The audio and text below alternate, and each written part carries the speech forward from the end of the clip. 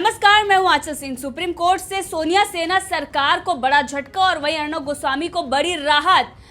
तो Bandra railway station पर हजारों लोगों की भीड़ इकट्ठा हो गई थी 14 अप्रैल को और ये जामा मस्जिद के सामने इकट्ठा हुई थी, जिस पर अर्नब गोस्वामी ने सवाल खड़े किए थे कि आखिर लॉकडाउन के बीच महाराष्ट्र में किस तरीके से नाकामी सामने आई है और जामा मस्जिद के सामने भीड़ इकट्ठा हो गई। और इसी को लेकर रजा एकेडमी ने इस पर एफआईआर कर दिया था कि जामा मस्जिद का नाम अर्नब गोस्वामी नहीं ले सकते। अगर उसके सामने भीड़ इकट्ठा हुई थी तब भी वो ये नहीं कह सकते कि जामा मस्जिद के सामने भीड़ इकट्ठा हुई। और लॉकडाउन के बीच में ही 2000 से 3000 के बीच लोग वहां पर इकट्ठा हो गए थे। लेकिन उसके बाद ये जो पूरा मामला है एक तरीके से राजनीतिक से प्रेरित है कि इससे पहले हमने देखा कि पालघर की घटना होती है और 2-3 दिन तक कोई उसकी खबर नहीं होती। और जब अर्नब गोस्वामी जैसे पत्रकार इस पर सवाल खड़े करते हैं और सोनिया गांधी से सवाल पूछते हैं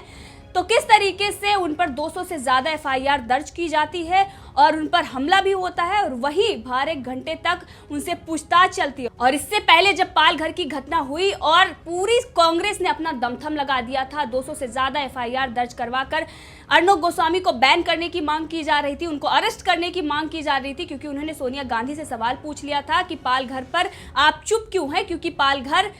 महाराष्ट्र में है और महाराष्ट्र की सरकार शिवसेना, सोनिया और शरद पवार यानी कि कांग्रेस, एनसीपी और शिवसेना की सरकार है। उसके बावजूद भी सोनिया गांधी उस पर चुप थी और मामला डाइवर्ट करने की कोशिश की जा रही थी। उसमें पुलिस वालों की भी इन्वॉल्वमेंट सामने आई थी कि किस तरीके से वो देखकर और वहां पर चुप रहे और 2 संतों की निर्मम हत्या हो जाती है। और इसी मामले पर अर्नब गोस्वामी ने जब सवाल किया तो उनको हरासमेंट झेलनी पड़ी। और वहीं पर सुप्रीम कोर्ट ने उस मामले को भी लेकर जब सोनिया गांधी से उन्होंने सवाल पूछा था और कपिल सिब्बल जैसे बड़े और दिग्गज जो कहे जाते हैं कांग्रेस के वकील, उन्होंने ये सुप्रीम कोर्ट तक मामला उठा दिया था और सुप्रीम कोर्ट ने उसमें बड़ी राहत अर्नब गोस्वामी को दिया था और कहा था कि मीडिया पर प्रतिबंध नहीं लगा सकते हैं। और साथ ये भी उन्होंने कहा था कि अर्नब गोस्वामी की गिरफ्तारी नहीं हो सकती है और उन्होंने बड़ी राहत तब भी दी थी। लेकिन उसके बावजूद भी कांग्रेस को तसल्ली नहीं हुई और जो झटका उनको वहां पर लगा था,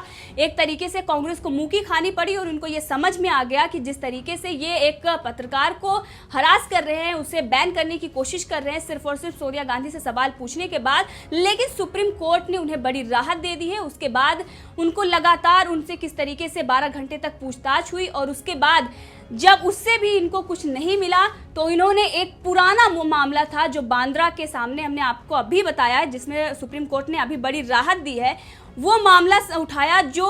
बांद्रा रेलवे स्टेशन पर भीड़ इकट्ठा हुई थी। और उसमें अगर नाम आया था किसी का तो वो दोषी था विनय दुबे, जो सरकार से उसके काफ़ी अच्छे ताल्लुकात हैं और उनके पार्टी में भी उसकी बड़ी जान पहचान है और पार्टी से वो इलेक्शन भी लड़ चुका है। और उसकी जो उसका दोषी था उसके बजाय मामला किस पर आया, केस किस पर किया गया, वो अर्नब गोस्वामी पर, क्योंकि उन्होंने ये कहा कि जामा मस्जिद के सामने भीड़ इकट्ठा हुई और ये पूरी तरीके से कांग्रेस की सरकार यानी महाराष्ट्र सरकार ने सिर्फ और सिर्फ इसलिए क्योंकि वो अर्नब गोस्वामी का मुंह बंद करवाना चाहते थे, इसलिए उन्होंने रजा एकेडमी से कह के ये एफआईआर दर्ज करवाई। और यहाँ पर भी हम देख सकते हैं कि जब ये पुराना मामला था, ये 14 अप्रैल को भीड़ इकट्ठा होती है और ये मामला आकर मई में किस तरीके से उन पर एफआईआर दर्ज करवाई जाती है रजा एकेडमी की तरफ से। तो ये सारी चीज़ें ये साफ करती है कि ये पूरा तरीके से ये कांग्रेस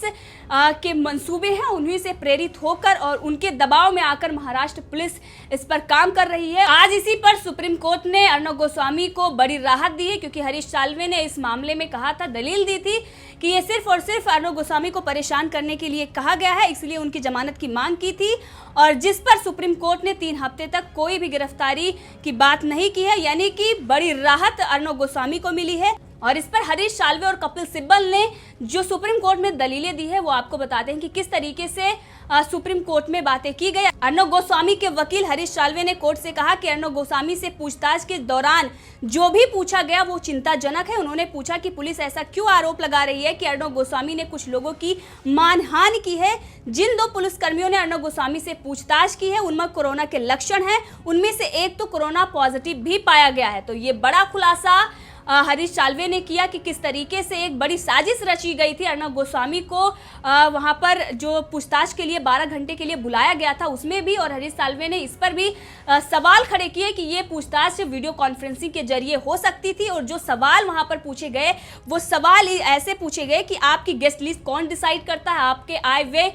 कहां से आते हैं और किस तरीके से आपका जो असली ओनर है वो कौन है। तो ऐसे सवाल पुलिस ने पूछा था और जिस पर हरीश साल्वे ने आपत्ति जताई और कहा कि ये पूछताछ जो हुई है ये सिर्फ और सिर्फ परेशान करने के लिए हुई है और ये 12 घंटे तक जो पूछताछ चली ये वीडियो कॉन्फ्रेंसिंग के जरिए हो सकती है। और वहीं पर सीबीआई को ये केस देने के लिए इस पर हरीश साल्वे और कपिल सिब्बल भी आमने सामने आ गए। हरीश साल्वे ने कहा कि ये मामला सीबीआई को मिलना चाहिए और इस पर कपिल सिब्बल ने कहा अगर आप ये मामला सीबीआई को देते हैं तो ये हो गया कि ये केस आपके हाथ में चला जाएगा। जिस पर सॉलिसिटर जनरल तुषार मेहता ने भी आपत्ति जताई और कहा कि जिस तरीके से आप ये कह रहे हैं तो ये राज्य और केंद्र की लड़ाई आप जो बोल रहे हैं इससे ये साफ होता है कि ये राज्य और केंद्र की लड़ाई है, लेकिन ऐसा कुछ नहीं है। अगर ऐसा है तो सीबीआई को ये केस दिया जा सकता है। और साथ में उन्होंने अर्नब गोस्वामी को कहा कि अर्नब गोस्वामी ने जो बांद्रा का मामला है उस पर लेकर भी सवाल खड़े किए थे कि ये एफआईआर रद्द की जाए क्योंकि ये सिर्फ और सिर्फ राजनीति से प्रेरित है और सिर्फ परेशान करने के लिए की गई है। इस पर भी सुप्रीम कोर्ट ने बड़ी बात कही और ये भी कहा कि अर्नब गोस्वामी इस मामले को लेकर इसको रद्द करने के लिए बॉम्बे हाई कोर्ट जा सकते हैं। तो सुप्रीम कोर्ट की तरफ से अर्नब गोस्वामी को इतनी बड़ी राहत और साथ में ही ये बड़ा खुलासा किया गया कि किस तरीके से एक साजिश रची गई। एक पत्रकार को कोरोना पॉजिटिव जो पुलिसकर्मी मिले हैं उनसे पूछताछ के बहाने उनको 12 घंटे तक बिठाया गया। तो इसमें किस तरीके से सवाल उनसे पूछे जाते हैं, उनके गेस्ट लिस्ट के बारे में पूछा जाता है और एक सीईओ से किस तरीके से सवाल पूछे जाते हैं कि आपका असली मालिक कौन है चैनल का और चैनल की फंडिंग कौन करता है, यहाँ पर गेस्ट लिस्ट है वो डिसाइड कौन करता है। तो ये सारी चीजें ये देखकर लगता है कि किस तरीके से ये पूरी तरीके से राजनीति से प्रेरित है। पूरी तरीके से साफ हो जाता है कि ये पॉलिटिकल पार्टी है जिसको अर्नब गोस्वामी की बातें या अर्नब गोस्वामी की जो भाषा नापसंद है उसके तरफ से ही ये सवाल दिए गए हैं मुंबई पुलिस को और मुंबई पुलिस ने ऐसे सवाल पूछे और साथ में अगर कहें तो ये उनके अधिकार में भी नहीं आता है। अगर इस पर आय व्यय से लेकर कोई भी सवाल बनता है तो ईडी अर्नब गोस्वामी और उनके चैनल से पूछताछ कर सकती है, लेकिन मुंबई पुलिस ने जो पूछताछ की है वो बहुत ही ज्यादा आपत्तिजनक है, ऐसा हरीश साल्वे ने कहा। और साथ में ही जिस तरीके से अर्नब गोस्वामी को फंसाने की कोशिश की जा रही थी और उन एफआईआर को सुप्रीम कोर्ट ने निरस्त कर दिया था, सिर्फ और सिर्फ एक एफआईआर नागपुर को मुंबई ट्रांसफर किया गया था और साथ में ही 24 अप्रैल को सुप्रीम कोर्ट ने गोस्वामी के खिलाफ जो राज्यों में एफआईआर दर्ज थी उन पर कोई भी कार्रवाई यानी 3 हफ्ते के लिए रोक दी थी और साथ में जो बाकी एफआईआर थी उसको रद्द कर दी थी और नागपुर वाले एफआईआर भी 3 हफ्ते के लिए रोक लगा दी थी। और वहीं पर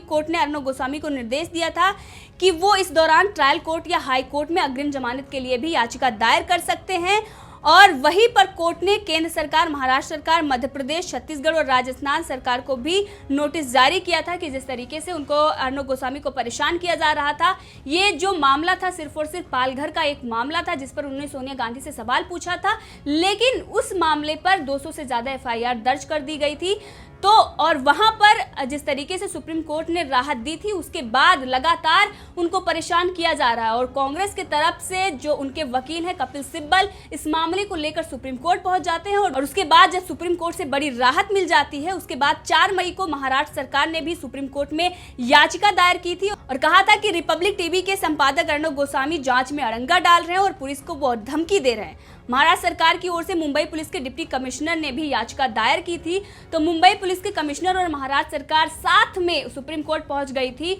और उन्होंने कहा था कि अर्नब गोस्वामी पुलिस को निर्देश दे रहे हैं। तो अर्नब गोस्वामी ने सिर्फ ये सवाल किया था कि मुझसे 12 घंटे तक पूछताछ हो रही है तो वो सही है, लेकिन जो मुझ पर हमला हुआ वो पूछताछ कहां तक पहुंची और वो मामला कहां तक पहुंचा, उस पर कार्रवाई हो रही है या नहीं हो रही है, इसी मामले को लेकर मुंबई पुलिस ने आपत्ति जताई थी। और वहीं पर अर्नब गोस्वामी ने अपने डिबेट शो में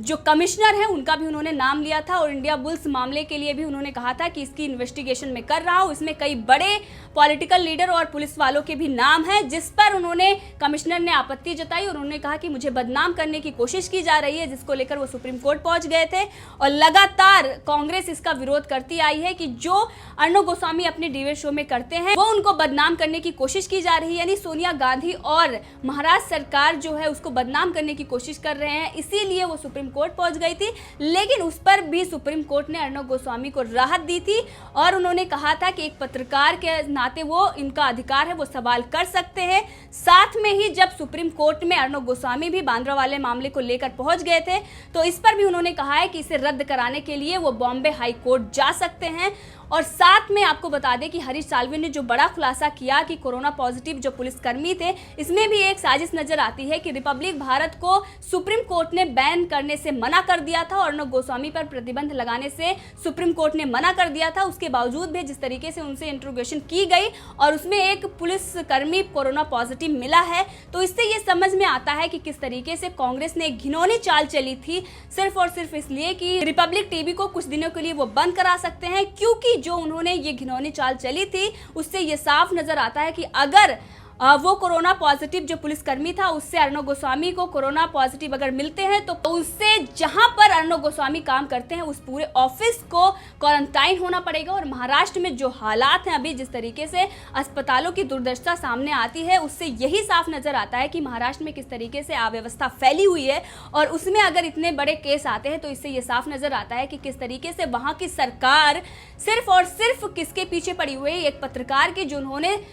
एक शीर्ष नेता से उन्होंने सवाल कर दिया, यानी कि कांग्रेस के अध्यक्ष सोनिया गांधी से सवाल कर लेते हैं तो उस पर उनके पीछे पड़ी हुई है और एक तुष्टीकरण की राजनीति कर रही है कि किस तरीके से रजा एकेडमी आती है बीच में, जबकि रजा एकेडमी का जो इतिहास है वो सबको पता है कि किस तरीके से वो आज़ाद मैदान में दंगे करवाते हैं सिर्फ और सिर्फ इसलिए क्योंकि बांग्लादेश में कुछ मुसलमानों के साथ बदसलूकी हो रही है, तो उसका वो भारत में और जो हमारे अमर जवान की ज्योति है उसको किस तरीके से वो क्षतिग्रस्त करते हैं। इससे ये साफ नजर आती है कि ऐसे देश विरोधी और ऐसे देशद्रोही भी अर्णब गोस्वामी के खिलाफ खड़े हो गए हैं सिर्फ और सिर्फ इसलिए क्योंकि उन्होंने जामा मस्जिद का नाम लिया। तो अगर किसी भी स्थान पर और कहीं पर भी भीड़ इकट्ठा होती है तो वो पूरा हक होता है, क्योंकि मीडिया में अगर स्थान का नाम हम नहीं बताएंगे तो इससे भी संदेह लोगों को हो सकता है कि आखिर ये कहाँ हुआ। तो उन्होंने जामा मस्जिद का नाम इसलिए लिया था क्योंकि जामा मस्जिद के सामने ही 2 से 3 हज़ार लोगों की भीड़ इकट्ठा हो गई थी और जब पूरे महाराष्ट्र में लॉकडाउन चल रहा था, कोरोना वायरस से पूरा देश लड़ रहा था, उस समय की ये घटना है जहां पर 1 से 4 लोग अगर भी बाहर निकलते थे तो उस पर पुलिस कार्रवाई करती है और वहां पर 2000 से 3000 लोग इकट्ठा हो जाते हैं। उसके बावजूद भी जो दोषी सामने आता है वो अनिल दुबे, जैसा कि हमने आपको बताया कि वो सरकार का बहुत ही नजदीकी इंसान होता है और वो दोषी पाया जाता है, लेकिन उसको जमानत भी मिल जाती है, उस पर कोई कार्रवाई नहीं होती। और वहीं पर जो अर्णब गोस्वामी पर हमला करते हैं उन पर भी कोई कार्रवाई नहीं होती है और उनको भी जमानत मिल जाती है। लेकिन अर्णब गोस्वामी जिन्होंने सोनिया गांधी से सवाल किया उनको किस तरीके से हरासमेंट झेलनी पड़ती है। अर्णब गोस्वामी सिर्फ ये कहते हैं कि जामा मस्जिद के सामने भीड़ इकट्ठा क्यों हुई